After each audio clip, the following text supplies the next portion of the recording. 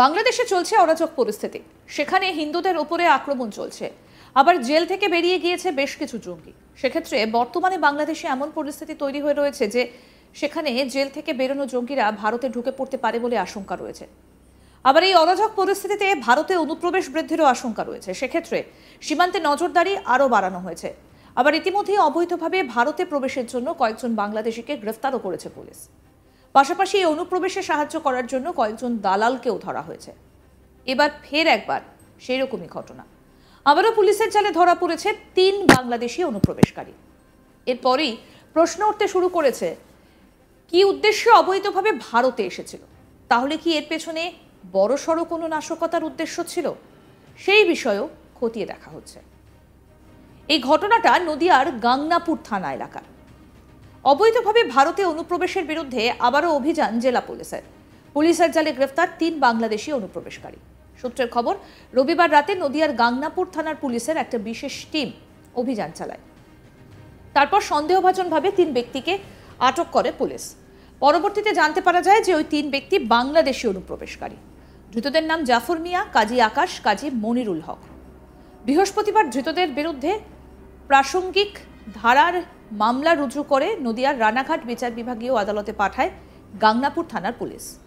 এর আগেও জেলা পুলিশের তৎপরতায় বিভিন্ন থানা এলাকায় অভিযান চালিয়ে প্রায় 300-রও বেশি বাংলাদেশি অনুপ্রবেশকারীকে গ্রেফতার করেছে পুলিশ। শুধু তাই নয়, অনুপ্রবেশকারীদের মদতদাতা ভারতীয় দালাল চক্রের সঙ্গে জড়িত বেশ কিছু ব্যক্তিকেও গ্রেফতার করা হয়েছে।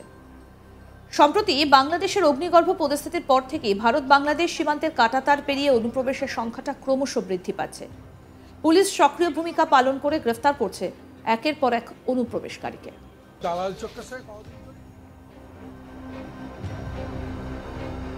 এর আগে বিশেষ অভিযান চালিয়ে 2 জনকে গ্রেফতার করেছিল নদিয়ার হাঁসখালি থানার পুলিশ।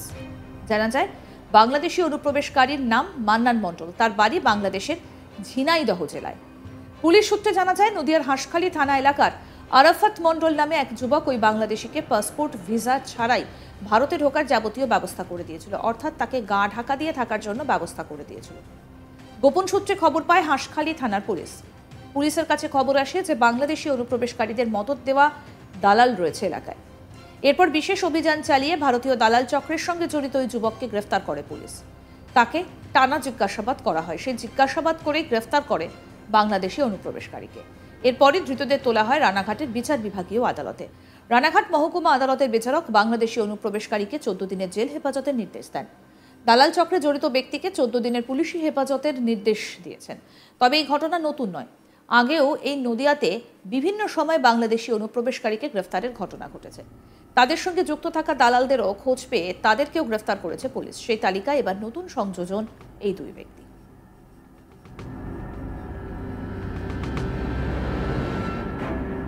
কি বলছেন অভিযুক্ত আরাফাত মণ্ডল, শুনবো। দালাল চক্রের সাথে কতদিন জড়িত আপনারা? কতদিন জড়িত ছিলেন? কবে এসছেন? কাজ কি করতেন? এই কাজ করতে। ও, দালাল চক্রের সাথে কতদিন জড়িত আপনারা? কতদিন জড়িত ছিলেন? কবে এসছেন? কাজ কি করতেন? এই কাজ করতে।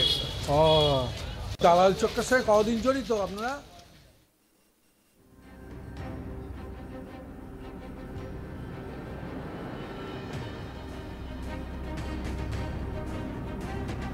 বাংলাদেশে চলছে অরাজক পরিস্থিতি।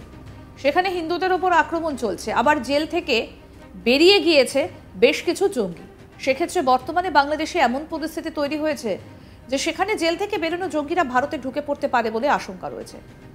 আবার এই অরাজক পরিস্থিতিতে ভারতে অনুপ্রবেশ বৃদ্ধির আশঙ্কাও রয়েছে। সেক্ষেত্রে সীমান্তে নজরদারি আরও বাড়ানো হয়েছে।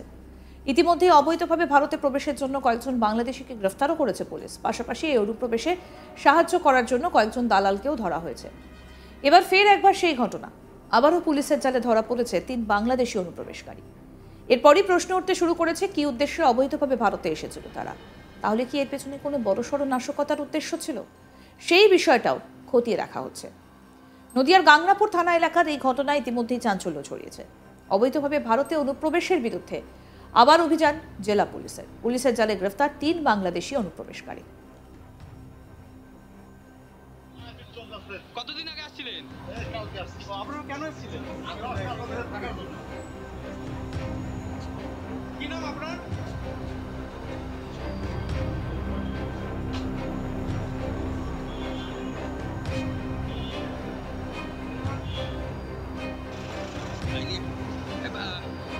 ভারতে কবে আসছিলেন? দাদা ভারতে কবে আসছিলেন? সূত্রের খবর, রবিবার রাতে নদিয়ার গাংনাপুর থানার পুলিশের একটা বিশেষ টিম অভিযান চালায়। এরপর সন্দেহভাজনভাবে 3 ব্যক্তিকে আটক করে পুলিশ। পরবর্তীতে জানতে পারে ওই 3 ব্যক্তি বাংলাদেশি অনুপ্রবেশকারী। ধৃতদের নাম জাফর মিয়া, কাজী আকাশ, কাজী মনিরুল হক। বৃহস্পতিবার ধৃতদের বিরুদ্ধে প্রাসঙ্গিক ধারায় মামলা রুজু করে নদিয়ার রানাঘাটের বিচার বিভাগীয় আদালতে পাঠায় গাংনাপুর থানার পুলিশ। এর আগেও জেলা পুলিশের তৎপরতায় বিভিন্ন থানা এলাকায় অভিযান চালিয়ে প্রায় 300-রও বেশি বাংলাদেশি অনুপ্রবেশকারীকে গ্রেফতার করেছিল পুলিশ। শুধু তাই নয়, অনুপ্রবেশকারীদের মদতদাতা ভারতীয় দালাল চক্রের সঙ্গে জড়িত বেশ কিছু ব্যক্তিকেও গ্রেফতার করে। সম্প্রতি বাংলাদেশের অগ্নিগর্ভ পরিস্থিতির পর থেকেই ভারত বাংলাদেশ সীমান্তে কাঁটাতার পেরিয়ে অনুপ্রবেশের সংখ্যাটা ক্রমশ বাড়ছে। পুলিশ সক্রিয় ভূমিকা পালন করে গ্রেফতার করছে একের পর এক অনুপ্রবেশকারীকে। এর আগে বিশেষ অভিযান চালিয়ে 2 জনকে গ্রেফতার করেছিল নদিয়ার হাঁসখালি থানার পুলিশ। জানা যায়, বাংলাদেশি অনুপ্রবেশকারীদের নাম মান্নান মণ্ডল। তার বাড়ি বাংলাদেশের ঝিনাইদহ জেলায়। পুলিশ সূত্রে এও জানা যায়, নদিয়ার হাঁসখালি থানা এলাকার আরাফাত মণ্ডল নামে এক যুবক ওই বাংলাদেশিকে পাসপোর্ট ভিসা ছাড়াই ভারতে ঢোকার যাবতীয় ব্যবস্থা করে দিয়েছিল, অর্থাৎ তাকে গা ঢাকা দিয়ে থাকার জন্য ব্যবস্থা করে দিয়েছিল। গোপন সূত্রে খবর পায় হাঁসখালি থানার পুলিশ। পুলিশের কাছে খবর আসে যে বাংলাদেশি অনুপ্রবেশকারীদের মদত দেওয়া দালাল রয়েছে এলাকায়। এরপর বিশেষ অভিযান চালিয়ে ভারতীয় দালাল চক্রের সঙ্গে জড়িত ওই যুবককে গ্রেফতার করে পুলিশ। তাকে টানা জিজ্ঞাসাবাদ করা হয়। সেই জিজ্ঞাসাবাদ করে গ্রেফতার করেছে বাংলাদেশি অনুপ্রবেশকারীকে। কি বলছেন ওই ধৃত, শুনবো। দালাল চক্রের সাথে কতদিন জড়িত আপনারা? কতদিন জড়িত ছিলেন? কবে আসছেন? কবে এসছেন? কাজ কালকে কি এসছেন? করতেন? এই কাজ করতে ও,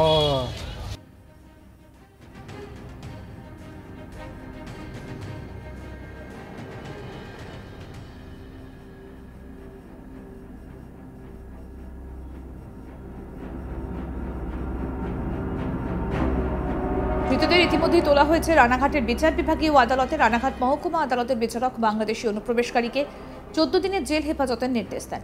দালাল চক্রে জড়িত ব্যক্তিকে 14 দিনের পুলিশি হেফাজতের নির্দেশ দিয়েছেন। তবে এই ঘটনা নতুন নয়।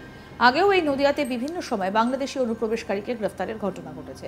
তাদের সঙ্গে যুক্ত থাকা দালালদেরও খোঁজ পেয়ে তাদেরও গ্রেফতার করেছে পুলিশ। আরও আপডেট পেতে দেখতে থাকুন আজ তাক বাংলা। সাবস্ক্রাইব করুন, নোটিফিকেশন পেতে বেল বাটন অপশন প্রেস করুন, হোয়াটসঅ্যাপেও ফলো করুন আজ তাক বাংলা।